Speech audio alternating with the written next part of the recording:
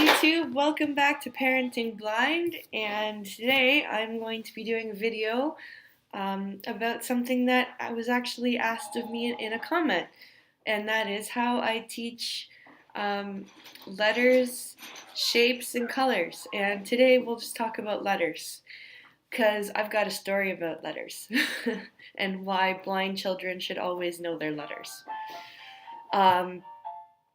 Because, well, this actually wasn't one of my reasons when I was little, but you might grow up and have sighted kids who need to learn their letters.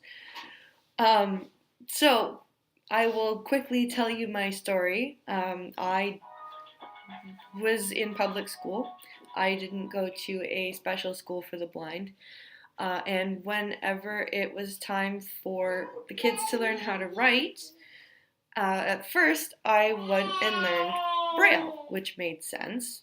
A blind person should know Braille. But I was pretty quick and I learned what's called grade 1 Braille, which is everything just written out letter for letter. And I learned grade 2 Braille, which is shorthand. It's basically, that's what you would call it, is shorthand. Not like there are some words that are contracted, some words themselves end up being contractions. And what Braille, basically, I'm assuming everyone here knows what Braille is, and I shouldn't. Braille is just a system of 6 dots that make up, in different combinations, the alphabet and numbers. So once I had learned Braille, it took me kindergarten, grade 1, and grade 2 to learn all of these 2 systems of Braille and numbers and the different signs for, like, mathematical signs like plus, minus. Authentication. Login panel. Stop that, computer. Plus, minus, multiply, divide, your grammatical signs like quotation marks, periods, all that stuff. It took me about 3 years to learn all that. And that's when you would be learning how to print as a sighted person.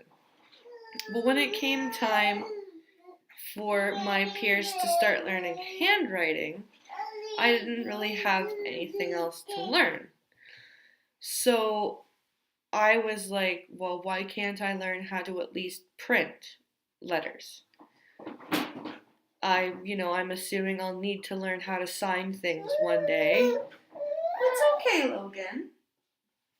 I'm assuming I'll need to learn how to, back then, write checks that, like, it would logically, for me, sorry, Logan's upset. Here's your hammer. Where's your owl? Where's your owl, buddy? There you go. So for me, logically, I should learn how to print. Do you want to sit on Mommy's lap while she does her video? Yeah? Okay. Come sit on Mommy's lap. Okay. Logan's gonna sit with us. He's got a bit of a bump because he fell over today. But he's okay now. Right, buddy? Okay, so logically for me, I should learn how to print. Now, it was strange to me because the teachers that had been teaching me Braille, which are called itinerant teachers, they go to school, they learn specifically Braille. A sighted person usually learns how to read Braille with their eyes, and they are specifically trained to help a blind person in a public school setting basically translate their Braille into print. This is becoming less and less needed as technology becomes more and more useful. They're still there as liaisons for blind students and classroom teachers, and they now help the blind students learn how to use this technology. But back when I was in school, it was to translate my Braille into print, was their job, and teach me how to use Braille and read Braille. So they were always advocating for me and telling me to advocate for myself. And then when they said, no, it makes no sense for you to learn print or learn how to print your name or the at least the print alphabet, I was kind of confused because as far as I was concerned, I was just trying to advocate for myself. But they basically refused to teach me and said it was useless and that I can just make an X on anything I need to sign, or I can have. Sorry, Logan, you're blocking my face. I can have personalized Stop checks. Recording button. Full volume. Stop recording button. I can have personalized checks made, all sorts of things. And to me, that was them saying we don't want to be bothered to teach you how to trace print letters, which is all I was asking for. And really, they could have just obtained any of your basic wooden puzzles that any child has in their house, that Alex and Logan have in our house.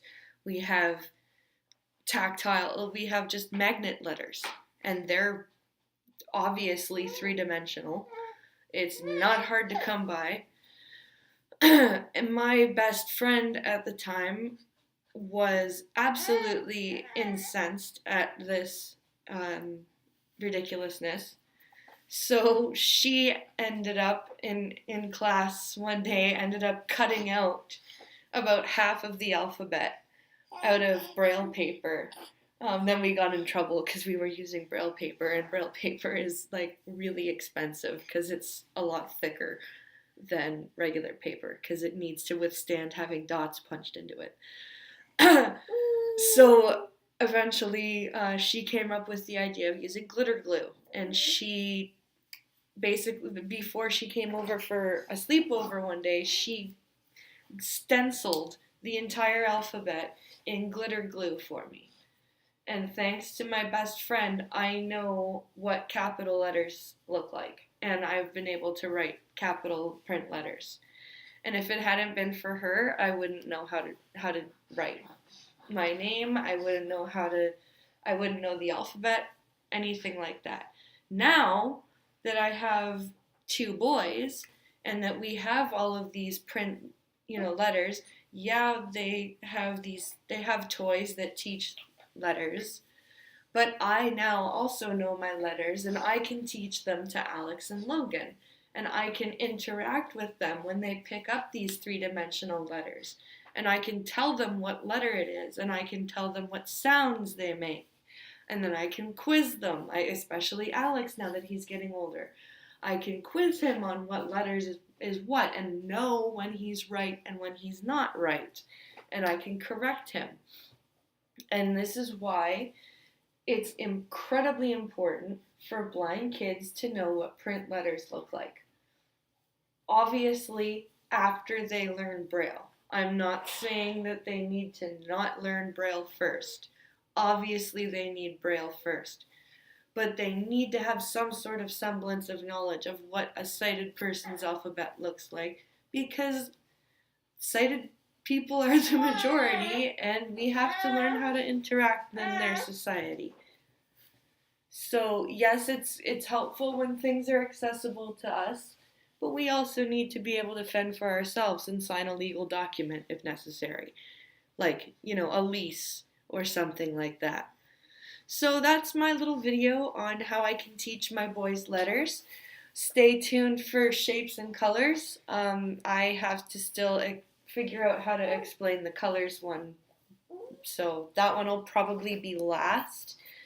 But yeah, thank you for the comment asking that question. Sometimes I don't think of things like that just because I just know how to do them. So that's why I constantly say, if you guys have any questions for me, please leave them, because sometimes I just don't think of it, and it's something that obviously people want to know. Authentication. So Login panel. Window. User. stop that computer. Recording. Window. Stop recording. So please, if like, don't be afraid to ask any questions you have of me. I'm not gonna get mad.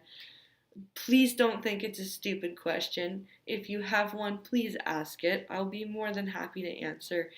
Again, if you don't want your name attached to a question and you just want to be an anonymous asker, you can send an email to parentingblind@gmail.com and I'll still answer your question, but I'll just say something like, oh, I got a question anonymously and here's what it was and here's the answer. So just don't worry about it. Thanks for watching. Like, subscribe. If you subscribe to the channel, you'll get notifications when the live streams are happening. There is one scheduled today at 4, and it's going to be about blindness in general. Yeah, I know. Some of my experiences growing up, both good and bad. So yeah, come and watch that. Feel free to talk in chat. YouTube is pretty accessible actually, so the chat does work with screen readers.